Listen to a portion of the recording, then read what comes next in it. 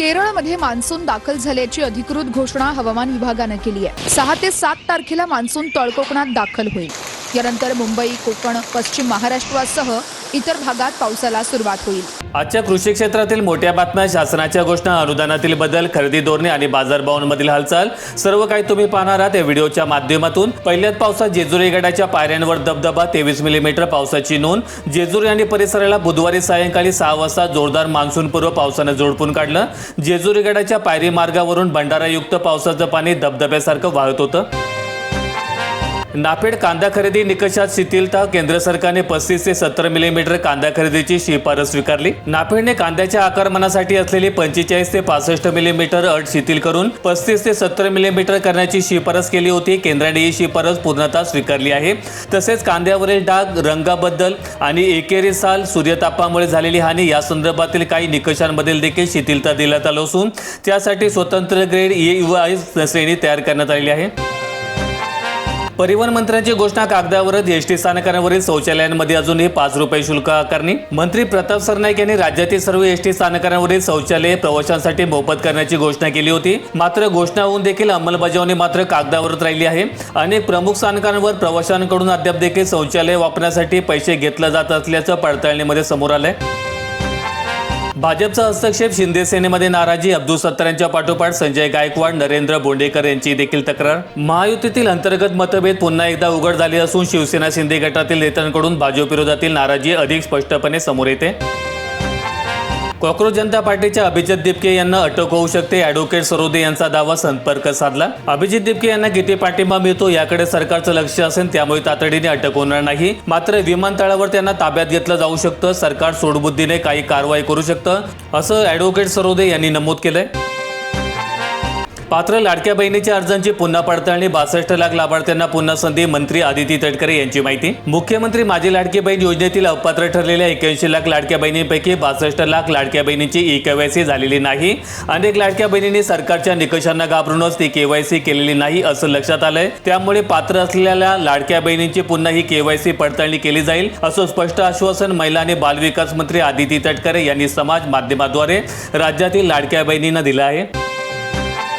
सोलापूर जिल्ह्यात शक्तीपीठ मार्गाचा सर्वे, पोलीस बंदोबस्त। करकंब येथे शेतकऱ्यांचा सहकुटुंब तीव्र विरोध, 70 पेक्षा जास्त पोलिसांचा बंदोबस्त तैनात। करकंब येथे मोठ्या पोलीस बंदोबस्तासह महाराष्ट्र राष्ट्र विकास महामंडळाने प्रत्येक 1 किलोमीटर अंतरावर ग्राउंड कंट्रोल पॉईंट घेण्याचं काम सुरू केलंय। यामुळे शेतकऱ्यांमध्ये तीव्र संतापाची लाट उसळलेली आहे। पुणे जिल्ह्यातील आंबेगाव तालुक्यामध्ये चक्रीवादळासह गारपिटीचा तडाखा, कांदा उत्पादकांना फटका। बराकेंमध्ये पाणी शिरल्यामुळे हजारो क्विंटल कांदा भिजला, मदतीची मागणी। या परिसरातील शेतकऱ्यांनी कांदा साठवणुकीसाठी लाकडी बराक्या उभारल्या असून त्यावर शेडनेट आणि वैरणीचं आच्छादन केलं होतं। मात्र चक्रीवादळाच्या तीव्र वाऱ्यामुळे आणि अनेक ठिकाणी शेडनेट उडून गेलं किंवा फाटलंय। त्यानंतर झालेल्या मुसळधार पावसामुळे बराक्यांमध्ये पाणी शिरून कांदा भिजला। नागपूर जिल्ह्यामध्ये आधुनिक संत्रा प्रक्रिया केंद्राला मंजुरी, संत्रा उत्पादकांसाठी आनंदाची बातमी। महाराष्ट्र सरकारने विदर्भातील संत्रा उत्पादक शेतकऱ्यांना आर्थिकदृष्टी सक्षम करण्यासाठी आणि त्यांच्या फळांना योग्य भाव मिळवून देण्यासाठी एक मोठं पाऊल उचललंय। नागपूर कृषी उत्पन्न बाजार समितीने प्रस्तावित केलेल्या 4 कोटी रुपये खर्चाच्या आधुनिक संत्रा प्रक्रिया प्राथमिक प्रक्रिया केंद्राच्या बांधकामाला राज्य सरकारने प्रशासकीय मंजुरी दिली। पावसाचे संकेत शोधण्याची जुनी परंपरा ग्रामीण भागात जिवंत, रडारच्या युगामध्ये निसर्ग भाषा समजणारी ग्रामीण निरीक्षणे चर्चेमध्ये। मान्सून जवळ येताच अनुभवी शेतकऱ्यांची नजर आकाशाकडे वळते, त्याचवेळी निसर्गामध्ये घडणारे बारकावे ते हेरतात। गावातील ज्येष्ठ सांगतात की कावळ्याने झाडाच्या आतल्या सुरक्षित भागामध्ये घरटं बांधलं तर त्यावर्षी जोरदार पाऊस पडतो असा संकेत आहे। तर काही गावांमध्ये घरट्याचं तोंड कोणत्या दिशेला आहे यावरून देखील अंदाज बांधला जातो। पूर्वाभिमुख घरटे कमी पावसाचे तर पश्चिमभिमुख घरटे समाधानक पावसाचे चिन्ह मानलं जातं। सुगरणीच्या खोप्यावरून देखील पावसाचा अंदाज घेतला जातो। सुगरणीने जमिनीपासून जास्त उंचीवर जर बळकट खोपा बांधला तर त्या हंगामामध्ये चांगला पाऊस होतो अशी धारणा आहे। रेणापूर परिसरामध्ये वाळलेला कडबा 7,000 रुपये टन तर शेकडा पेंडीचा दर 3 ते 2,500 रुपये। दुधाचे भाव मात्र जैसे थे। आपले सरकार पोर्टल खोळंबलं, विद्यार्थ्यांची दाखल्यांसाठी परवड, तांत्रिक बिघाडामुळे केंद्र चालकांवर ताण, 10 दिवसात दाखले देण्याचा प्रशासनाचा दावा। राज्य शासनाने नुकतेच आपले सरकारने नवीन संकेतस्थळ सुरू केलंय, मात्र योग्य चाचणी आणि नियोजनाअभावी ही प्रणाली नागरिकांसाठी डोकेदुखी ठरते। प्रोत्साहन योजनेच्या लाभासाठी यंदाचं कर्ज भरावे लागणार, सरकारचा शब्दच्छल. 3 वर्षांपैकी 2 वर्षे कर्ज भरण्याची अट. कर्जमुक्ती योजनेअंतर्गत जाहीर करण्यात आलेल्या प्रोत्साहनपर योजनेचा लाभ घेण्यासाठी 2026-27 या आर्थिक वर्षात घेतलेले अल्पमुदतीचे कर्ज भरणं अनिवार्य केले. त्यामुळे प्रत्यक्षामध्ये 2 वर्षांची सूट देण्यात आलेली असली तरी देखील सरकारने शब्दच्छल करत सलग 3 वर्ष ज्यांनी कर्ज भरलंय अशांनाच या योजनेचा लाभ मिळणार आहे.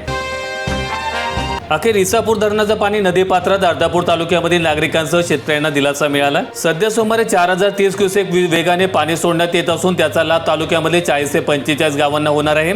यामुळे पिण्याच्या पाण्याची तीव्र टंचाई कमी होण्यास मदत होणार असून नदीकाठच्या गावांमधील पाणीपुरवठा योजनांच्या विहिरींना देखील पुनर्जीवन मिळणार आहे. सोलापुरात मान्सूनचं आगमन 11 जून नंतरच हवामान तज्ज्ञ डॉक्टर रामचंद्र साबळे. मान्सून का खोळंबला हे मात्र समजणं कठीण. श्रीलंकेजवळ मान्सूनचे वारे अडल्यामुळे सोलापुरात पावसाला विलंब. 11 जून नंतरच आगमनाची शक्यता. शेतकऱ्यांची मात्र मृग नक्षत्रावरील पावसावर नजर. शेतकरी कर्जमाफीने आचारसंहितेचा भंग, निर्णय घेण्यास मान्यता मात्र घोषणा करण्यास मनाई. आयोगाचे आचारसंहितेचं उल्लंघन केल्याचं मान्य. केंद्रीय निवडणूक आयोगाने राज्य सरकारला शेतकऱ्यांच्या कर्जमाफीबाबत निर्णय घेण्याची मुभा दिली होती, परंतु निवडणूक आचारसंहितेच्या काळात असा निर्णय घोषित करण्यास परवानगी देण्यात आली नव्हती. तरी देखील मुख्यमंत्र्यांच्या अखत्यारीत माहिती आणि जनसंपर्क खात्याने राज्य मंत्रिमंडळाने घेतलेल्या शेतकरी कर्जमाफीबाबत निर्णयाचे वृत्त प्रसारित केले आणि त्यामुळे आचारसंहितेचं उल्लंघन होत असल्याचं मुख्य निवडणूक अधिकाऱ्यांनी मान्य केलं. छत्रपती संभाजीनगर जिल्ह्यात नरेगा संकेतस्थळ 2 दिवसांपासून ठप्प. 35 कोटींची कामे अडकली. फुलंब्री तालुक्यामधील 2,500 कामांची बिले प्रलंबित. कर्मचारी संगणकासमोर बसून. नाशिक जिल्ह्यात सर्व्हर डाऊन. जन्ममृत्यूचे 35,000 दाखले अडकले. मनपा यंत्रणा हतबल. पासपोर्ट आधारसाठी GRS नोंदणीची झुंबड. 6 विभागीय आयुक्त कार्यालयांमध्ये नागरिकांची हेलपटे. धोलोडमध्ये वादळी वाऱ्याचा तडाखा. शेतीसह केळी पिकांचं प्रचंड नुकसान. शेतकऱ्यांनी महिन्याच्या कष्टाने उभ्या केलेल्या पिकासह स्वप्नाचा देखील चक्काचूर झालाय. अनेक शेतकऱ्यांनी कर्ज काढून शेती केली असल्यामुळे त्यांची परतफेड कशी करावी असा प्रश्न शेतकऱ्यांसमोर उभा राहिलाय. ट्रिगर काढल्यामुळे पीक विमा भरपाई तुटपुंजी. भरपाईची रक्कम 1700 कोटींची आतच राहण्याची शक्यता. पीक विमा भरपाई निश्चित करण्याचं काम अंतिम टप्प्यात आलंय. धाराशिव जिल्हा वगळता इतर जिल्ह्यांमधील भरपाई निश्चितीचं काम जवळपास पूर्ण झालंय. धाराशिव जिल्ह्यामध्ये पीक विमा कंपनी केंद्र सरकारकडे अपिलात गेली आहे. लाडकी बहीण योजना बंद होताच महिलांची नवीन शकल. दुसऱ्या योजनांसाठी सुरू झाली अर्जांची लाट. लाडकी बहीण योजनेचा लाभ बंद झाल्यानंतर राज्यातील हजारो महिलांनी श्रावणबाळ आणि संजय गांधी निराधार योजनेकडे मोर्चा वळवलाय. कर्जमाफीची घोषणा. प्रशासनाकडे पात्र लाभार्थ्यांची यादीत नाही. प्रशासन बेखबर. शेतकरी मात्र संभ्रमात. कधी मिळेल आशाने कर्जमाफी. नांदेड जिल्ह्यामध्ये कर्जविषयक माहिती अद्ययावत ठेवण्याची जबाबदारी असलेल्या DDR आणि लीड बँक या दोन्ही महत्त्वाच्या यंत्रणांकडे पात्र लाभार्थ्यांची आकडेवारी नसल्यामुळे योजनेच्या अंमलबजावणीबाबत प्रश्नचिन्ह निर्माण झालाय. शासनाने मोठ्या गाजावाजात घोषणा केली असली तरी प्रत्यक्ष अंमलबजावणी कागदावरच राहणार का असा सवाल शेतकऱ्यांकडून उपस्थित केला जातोय. अल निनोचं संकट आणि उजनी रिकामी. धरण 21%. आता केवळ पिण्याच्या पाण्यासाठी साठा राखीव. शक्तीपीठ महामार्गाच्या मोजणीपूर्वी पहाटे शेतकऱ्यांना पोलिसांनी घेतलं ताब्यात. माळशिरस तालुक्यामध्ये शेतकरी संतप्त. शक्तीपीठ महामार्गाच्या मोजणीपूर्वी माळशिरस तालुक्यामध्ये पहाटे पोलिसांनी अनेक शेतकऱ्यांना ताब्यात घेतलं. व्हिडिओ आवडला असेल तर लाईक ठोका, शेअर करा आणि अशा दैनंदिन शेतकरी बातम्या अपडेट्स मिळवण्यासाठी सबस्क्राईब करून बेल आयकॉनचं बटन दाबा.